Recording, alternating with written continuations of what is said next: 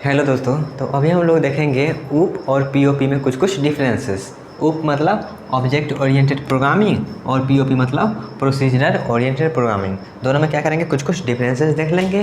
तो यहाँ पे सबसे पहला डिफरेंस जो है ऊप में, तो यहाँ पे जिसका नाम से क्लियर होगा क्या, ऑब्जेक्ट ओरिएंटेड प्रोग्रामिंग। तो ये क्या करता है, ये ऑब्जेक्ट ओरिएंटेड है। क्या है ये, ऑब्जेक्ट ओरिएंटेड प्रोग्रामिंग है। ठीक है, बस उसका क्या है फुल फॉर्म यहाँ पे कुछ इस प्रकार से लिखा गया है। पीओपी, उसके बाद पीओपी में क्या है, पीओपी मेरा जैसा कि बताए थे क्या, पीओपी मेरा क्या होता है, स्ट्रक्चर या ओरिएंटेड होता है। तो ये मेरा क्या है, स्ट्रक्चर ओरिएंटेड। और ऊप मेरा क्या था, ऑब्जेक्ट ओरिएंटेड। ठीक है, पहला क्लियर हुआ, ऑब्जेक्ट ओरिएंटेड, और ये क्या था, स्ट्रक्चर ओरिएंटेड। उसके बाद दूसरा क्या है, प्रोग्राम इज डिवाइडेड। इसमें क्या करते हैं, प्रोग्राम को डिवाइड करते हैं किस चीज़ में, ऑब्जेक्ट्स में। क्या करते हैं, ऑब्जेक्ट में। इसमें जो भी हम पीओपी में ऑब्जेक्ट ओरिएंटेड प्रोग्रामिंग जो में जो भी हम यहाँ पे डिवाइड करते हैं, कोई बड़ा सा प्रोग्राम रहता है, कोई बड़ा सा प्रोग्राम रहता है, उसको हम क्या करते हैं, छोटा छोटा पार्ट में क्या करते हैं, डिवाइड करते हैं। तो इसको क्या बोला जाता है, ऑब्जेक्ट बोला जाता है। ठीक है, लेकिन इसमें क्या होता है, पीओपी में हम जब बड़ा प्रोग्राम को छोटा छोटा प्रोग्राम में डिवाइड करते हैं, तो वहाँ पे हम फंक्शंस के फॉर्म में करते हैं। क्या, हम फंक्शंस के फॉर्म में करते हैं। तो यहाँ पे फंक्शंस के फॉर्म में करते हैं और यहाँ पे हम ऑब्जेक्ट्स के फॉर्म में करते हैं। ठीक है, अगला क्या है मेरा, जैसा हम बताए थे क्या, ऊप में मेरा इनहेरिटेंस यूज़ होता है। इनहेरिटेंस प्रॉपरली इसमें यूज होता है, लेकिन पीओपी में मेरा क्या होता है, इनहेरिटेंस यूज़ नहीं होता है। ठीक है, उसके बाद अगला डिफरेंस क्या है, अगला डिफरेंस मेरा है, इसमें एक्सेस स्पेसिफायर भी होता है। इस एक्सेस स्पेसिफायर से मेरा क्या होता है, डाटा को हम 3 मोड में ऑपरेट कर सकते हैं। पहला क्या होता है, पब्लिक, प्राइवेट और प्रोटेक्टेड। ठीक है, तो हम 3 मोड में क्या करते हैं, एक्सेस स्पेसिफायर के हेल्प से उसको करते हैं काम। तो यहाँ पे अगला क्या हो गया मेरा, एक्सेस स्पेसिफायर मेरा सपोर्ट करता है ऑब्जेक्ट ओरिएंटेड प्रोग्रामिंग, और यहाँ पे ऐसा कुछ नहीं है, डजंट यूज़ एक्सेस स्पेसिफायर। ठीक है, अगला मेरा क्या है, encapsulation is use to hide the data. Encapsulation कहने का मतलब क्या होता है, इसका एक आएगा प्रॉपरली, ये मेरा टॉपिक है इनकैप्सुलेशन एक। तो वहाँ पे इनकैप्सुलेशन यहाँ पे नाम से क्लियर हो गया, कैप्सुलेशन मतलब कुछ कैप्सूल टाइप का होगा, तो कुछ कैप्सूल टाइप का होगा। तो कैप्सूल में देखे होंगे यहाँ कुछ इस प्रकार से कैप्सूल रहता है, दवाई तो खाए होंगे ना, तो कैप्सूल किसी प्रकार से रहता है। तो यहाँ पे क्या होगा, इनकैप्सुलेशन का मतलब क्या होगा, हमारा जो डाटा रहेगा उसको क्या करेंगे हम, कैप्सूल के फॉर्म में क्या करेंगे, डाटा को हाइड करेंगे।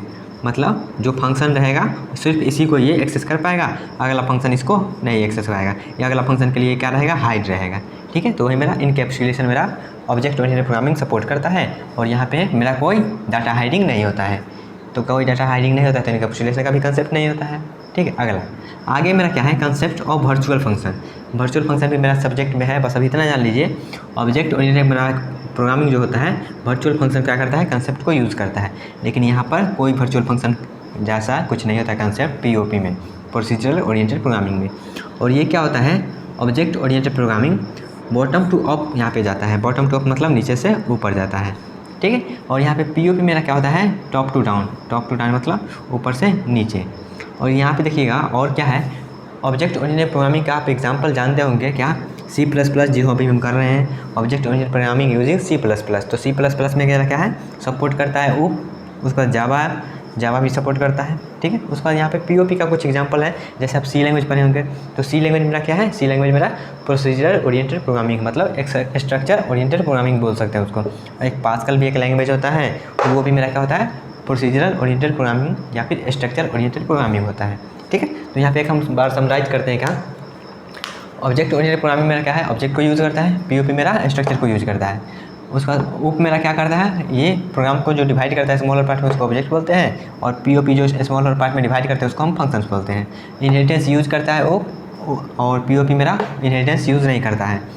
ये यहाँ पे क्या होता है मेरा, एक्सेस मॉडिफायर या फिर एक्सेस स्पेसिफायर यहाँ पे रहता है ऑब्जेक्ट ओरिएंटेड प्रोग्रामिंग में, लेकिन वहाँ पे कुछ एक्सेस स्पेसिफायर नहीं रहता है।